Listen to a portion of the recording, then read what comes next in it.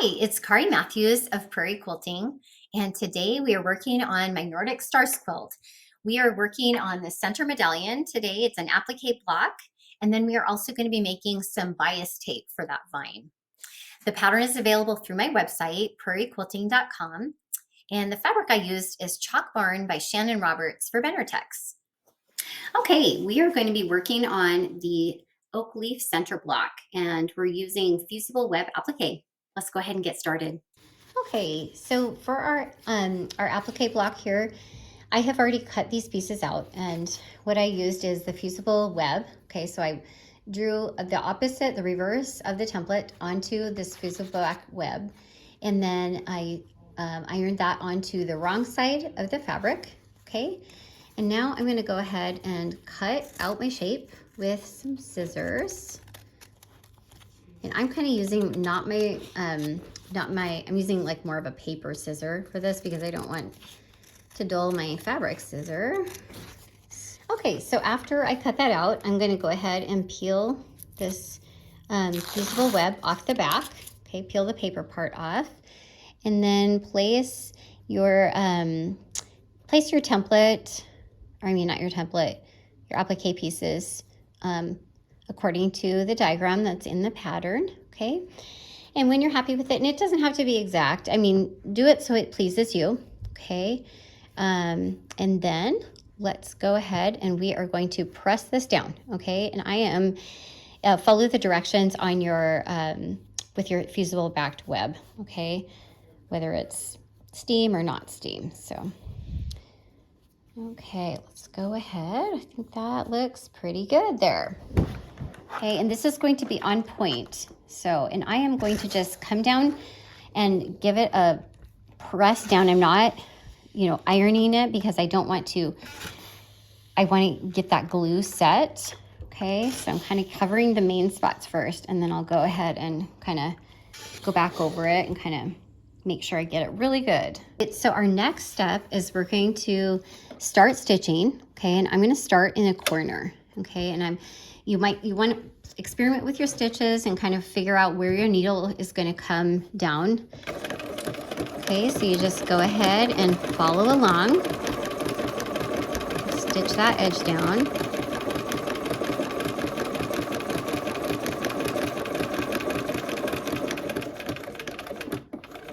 As I'm getting to the corner, you hear me kind of slowing down a little bit. Okay, and then I'm gonna get to the corner and I'm gonna turn it to a 45 because I want it to kind of take another bite into that fabric kind of. Okay, and if you'd like, use contrasting threads or whatever design elements you'd like.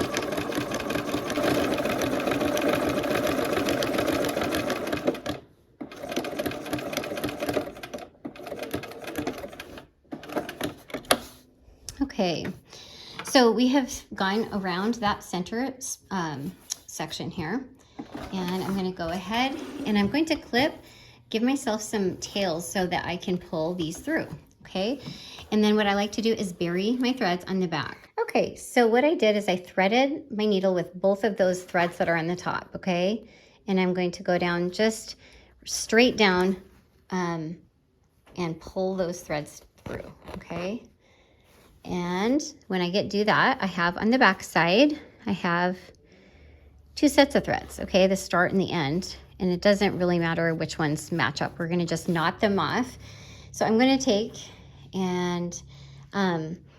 2 sets. So I have on the back side of my fabric, I just left it cream, okay, so I don't have to constantly change that. And I'm making a loop, okay, and then I'm pulling those threads through that loop. And I'm going to take and pull it down tight to the fabric down here. Put my fingernail down to hold it, and I'm going to pull those ends. Okay, and it's pulling that knot against my fingernail. And I'm going to do it a couple of times, okay, for each one of these. And that just secures it, makes it so it's not going to unravel. Okay, so I'm doing that again. I'm pulling it, and now I have that other knot to kind of pull against. And I put my finger down over that knot, and I pull, and then I'm going to trim those threads off. Okay, I have changed to a berry color thread, and we're going to go ahead now and do this again, okay? Get my needle down, and we'll go ahead and go around the burgundy now, or the berry colors. kind of that burgundy berry color.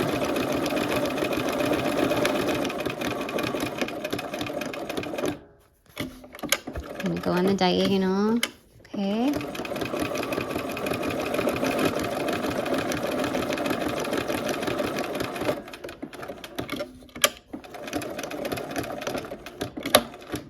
Okay, and we're gonna go ahead and give ourselves a tail again, okay. Okay, so we have sewn with our burgundy around, or our berry color around, and now I'm gonna just go down, straight down, okay, bring it through to the other side. I'm gonna just show you this with the berry thread so that you can see, okay, easier.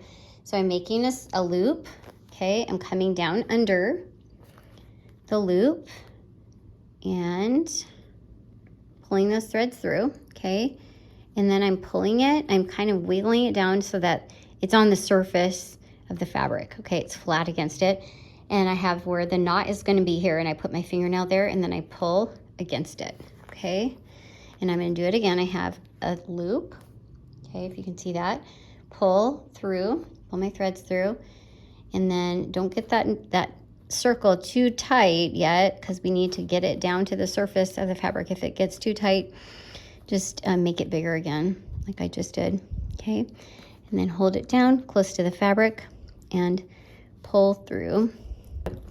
1/4 inch tail, okay, and I'm going to do it again. I'm making a loop, okay, pulling my threads up through the loop, grab both tails and get that knot down to that surface, put my fingernail, pull, okay, and fingernail and pull, okay.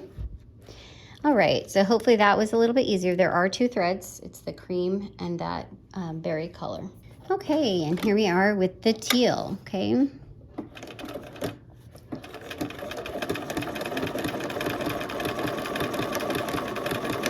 There's something really therapeutic about this, just kind of taking it slower on the machine and working that fabric around.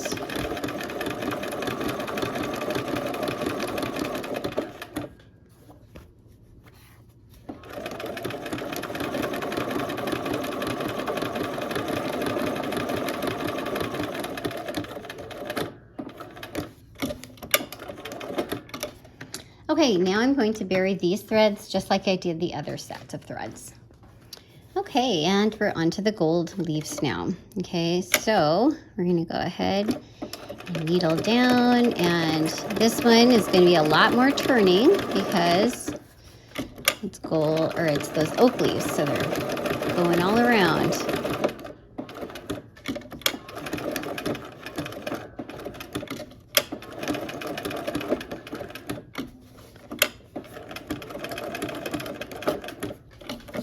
So this one you probably gonna need to slow down.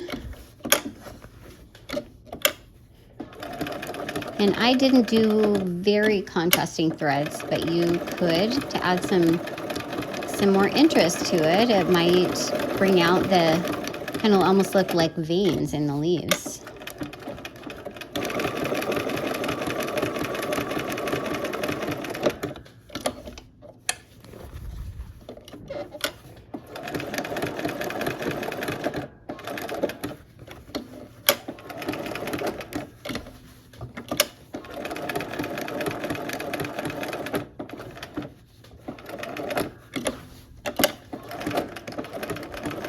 Okay, and here is the last little part of this leaf.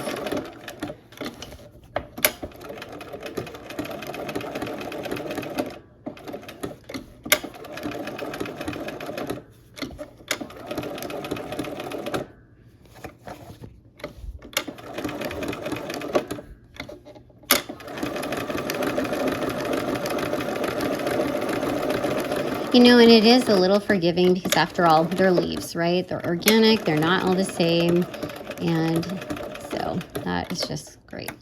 Okay, so now we're gonna give ourselves that tail again and then bury the threads like we have done. And then I'll do the other 3 leaves the same way. All right, and there is our center oak leaf block. after we've buried all the threads. All right, so now that we've got the blocks made, we are going to work on making bias tape. Okay, so it's stretchy so that it'll go around the outside, make that vine around the outside of the quilt. Let's get started. Okay, so I have 2 giant half square triangles here. Okay, so we have those 2 giant half square triangles, and we're going to meet them short sides together. I don't know if you can see this here. We're going to meet short sides together, okay? And there will be a little overlap because of the dog ears, the tails. Okay, so a 1/4 inch on either side. So let's go ahead and put these right sides together. And because it's so big, I'm going to put a couple pins in it to secure it. Okay.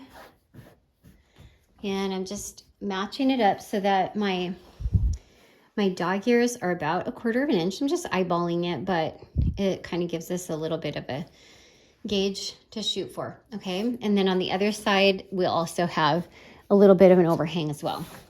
Okay, so there we go. We've got the side pinned together. Let's sew this seam.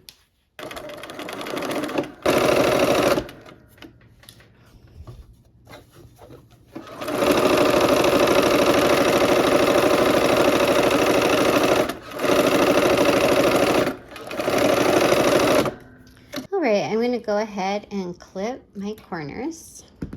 Okay, we're going to go ahead and press that seam open. Okay, so now we are going to take and go in 1.5 inches from the edge. So I'm lining my ruler up, okay, on the 1.5 inch edge here. And we're working with bias edges also, so, you know, you got to be careful and kind of work with the fabric here. Okay, so we are going to draw our lines 1.5 inches. Okay, so I'm going to go ahead. I'm marking down here and up at the top, 1.5 inches in, and I'm just marking down the whole way. Okay, and then we're going to go 1.5 inches in from that line. Okay, so now you're going to have to really kind of use your eyes to and have a very long ruler. Yeah. Okay. So mark that and then run your line all the way down, okay? Kind of like when we do the big half square triangles, okay? So yeah, you can kind of see that pencil mark, okay? And I'm just working my way over, okay? All the way across the fabric here on this, and they're all parallel with these bias edges, really, because this is what we're making is bias tape, okay? So lining it up 1.5 from that last line that we had, okay? And marking all the way down, okay? All the way down. Okay, so I'm gonna go all the way over here, this way to the edge. When I get to this far edge here, there will probably be a gap of something it's not quite 1.5 inches, okay? And we'll end up just cutting that off, okay? So go ahead and mark the rest of your parallel lines to the edge.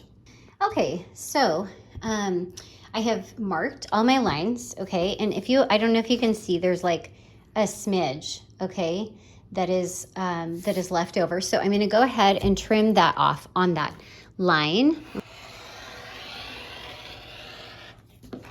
Okay, so now I'm going to mark a 1/4 inch in from the short sides of this parallelogram. So let's go ahead, mark our 1/4 inch line. I hope you can see that, okay? Now we'll go ahead and do the opposite side. So we're turning it.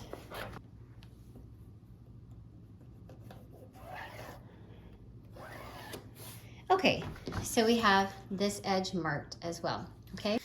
Okay, so we have this parallelogram. This is kind of hard to see. This is the short sides that we've drawn these lines on, and there's the short side here where we drew the line, okay? So it's kind of like you're folding it together. See how this kind of is a triangle here and another triangle, and the triangles are gonna meet, okay? We are going to meet this intersection here with another intersection over here, okay? But we're going to offset it by 1 strip, okay? So that that will make our bias continuous, okay? I'm going to match up the second intersection here, and that will match up with this first intersection on the other side, and it's right sides together, okay?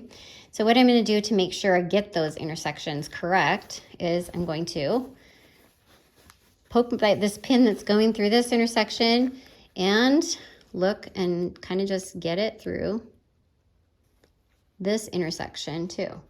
And now I'm going to actually just put that pin in there, okay? Now let's move on to the next pin. I'm going to take this one out. I'm going to put it in the next one, and hopefully let's put it in the other side over here too, okay? Poke it all the way through, and hopefully we have done it pretty accurately. Okay, yeah, that is pretty accurate. Okay, pulling it through all the way, putting a pin here just to hold it in place, okay? So what we're wanting is all of these offsetting intersections to meet with the other side, okay? That's the goal of this. Okay, now let's do it again. Let's go one more over. And this is our last one. Okay, this one. And now this one will be not the last one on this other side because, again, we had offset it, which gives us the continuousness of this binding. Or this, it's not binding, it's bias tape, okay? And one more pin here. And then we'll just do one more pin. This last pin here, we'll take it out and use it here, okay? Okay, now we will sew on that 1/4 inch seam. So see, we have quite a, this is what we've got. It's sticking out on both sides, okay? Right here, okay? And we'll sew that strip. Okay, and I am putting my needle down, okay? And here we go. We're gonna line up our edges. So we've got this edge here, and we're gonna sew on that 1/4 inch seam, okay? And I'm gonna start out a little bit, okay? So I'm just sewing in, okay? And carefully pulling that out kind of as I go. Okay, keeping those edges together. It's getting a little wonky because this is bias binding, or not binding. I keep saying binding, it's bias tape.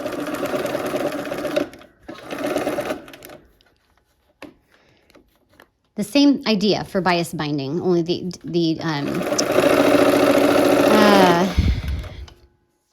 width of these strips would be 2 1/4 then for binding strips. Okay. All right, we are getting close. You can see the end. Okay, holding those in. Let's get these out before they get too crazy. And finish up. Okay, so now I'm going to press this open. And I'm kind of using the edge of my ironing board, that skinny edge, to kind of put my tube over so that it's easier to make it flat. Okay, so I'm gonna carefully press this open so I don't get my fingers. Okay, so now we have, the tube is connected. Okay, so we've got, do you see these 2 seams that we've pressed open? And the lines are pretty continuous here, okay, because we tried to be careful to line up those. If they're not completely exact, we can kind of just work with it. So now I'm taking my scissors and I'm cutting on those lines, okay? So, and you have to be careful to make sure you're only cutting through 1 layer, okay? So I'm gonna go ahead and I'm just cutting on the line, making sure I only go through 1 layer of fabric here. Do not want to double cut. That's why we cannot use a rotary cutter on this. Going ahead, if the lines don't meet exactly, just kind of smooth it out. Okay, we are getting close to the edge here, to the end. Okay, so I'm gonna go around And get this last couple circles around here. Okay. Getting as close to on the line as I can. Okay, so actually let me just get a little snippet. There we go. Okay, so we have our tape all cut now. Okay, so we have our bias tape here, okay? And like I showed you, see, look at how easy that bends, and it bends both ways, okay? So we are gonna just basically fold our ends toward the center so that they meet in the center, okay?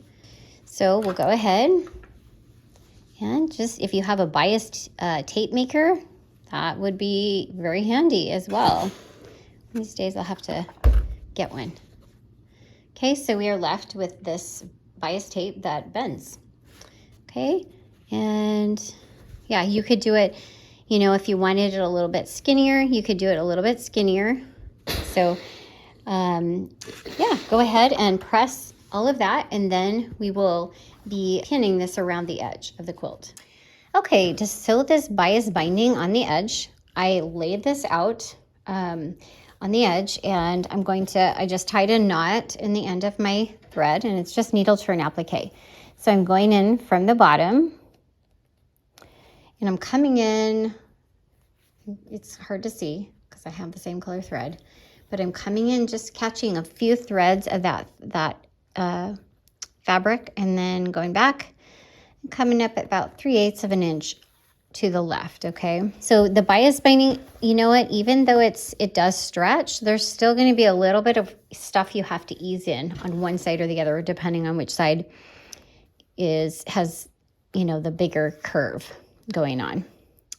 Usually it's the concave side. We've got stuff we have to work in. So you go ahead, and we'll just do a little section here and show you how. So if you can see, I'm going in right up where I came. I'm right next to it into the backing, this pink fabric. Okay, and then I'm coming up, going about 3/8 of an inch over, coming up, go back down into the pink. Now right beside that where I just came up, come in about 3/8 of an inch to the left here, and then up and back down into the pink and up through the gray. Okay, so I'm just catching a few of those threads.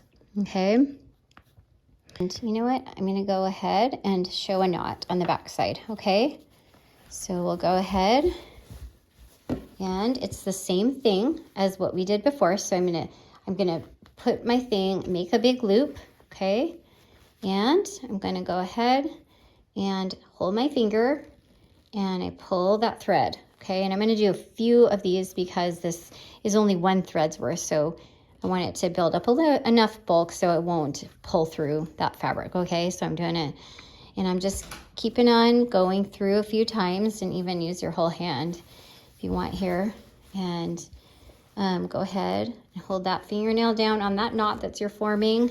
All right, so I'm sewing the other side down now, and I'm doing the same thing, going down right where I came up and coming up 3/8 or so over. And then on those cave parts, I'm kind of having to work it in a little bit and do a few more stitches in there to kind of hold it down. Okay, so what we're ending up with, there's a little bit of puckering around here, but that's just, even with the bias, you know, you just still have to work it in because this part is going to be longer than this part. So okay, so continue to work around the entire quilt. Okay, and then I will show you, we're going to use fusible web to put the flowers on. And the ends for this bias binding here, you are going to make sure they meet. So like here's the end of this. Okay, so you're going to want to make sure that those ends meet under a flower so that you can stitch over them with the machine and kind of cover up the raw edges here. Okay, so now I have pressed the flower onto here with that fusible web, and it also helps to flatten down this vine too. So, and I'm going to go ahead, and this is what I was talking about. When you meet that ends together, make sure they're under a flower so that it just gets stitched under with all this buttonhole or whatever your decorative stitches that you're doing. So, and now we're just gonna go ahead and go around just like we did with those oak leaves, that center block, okay, for the applique. All right, and here is our flower after we have stitched it down. Okay, well, our quilt is assembled and ready to be quilted and bound. I hope you had fun, and I hope to see you next time for another project. Take care.